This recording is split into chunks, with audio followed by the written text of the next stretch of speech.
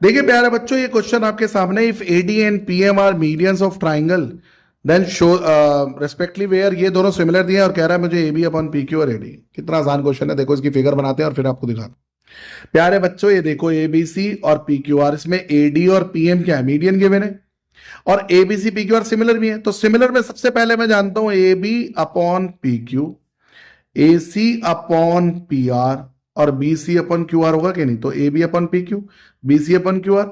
मैं B C को क्या लिख सकता हूं, क्योंकि एडी ना मीडियन है, तो ये बेस को बाइसेक्ट करेगा माय डियर फ्रेंड्स। मीडियन जो होता है ना, जिस साइड पे फॉल होता है उसको बाइसेक्ट कर देता है।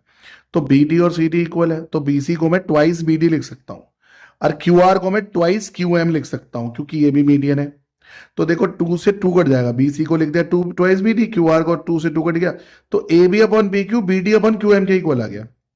ए B upon P Q B D upon Q M के इक्वल आ गया। और बी और क्यू इक्वल है क्योंकि ये दोनों सिमिलर है।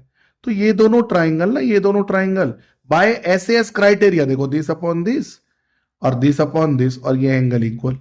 तो ये दोनों ट्राइंगल ऐसे ऐसे सिमिलर हो गए। सिमिलर तो इनकी साइड प्रोपोर्शन में होंगी। यहां से बी और क्यू इक्वल है, तो ए बी डी और पी क्यू एम सिमिलर हो गए। और अगर ये सिमिलर हो गए तो मैं लिख सकता हूं नहीं प्रोपोर्शन में, क्योंकि सिमिलर करते ही ट्राइंगल एस एस क्राइटेरिया लग गया देखो बेटा इनमें। और A B upon P Q और A D upon P M equal आ गए।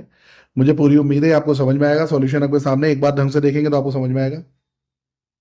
प्यारे बच्चों, हमारे चैनल पे सारे चैप्टर्स की वीडियोस अवेलेबल है, बस आपको क्या करना है, प्लेलिस्ट में जाना है।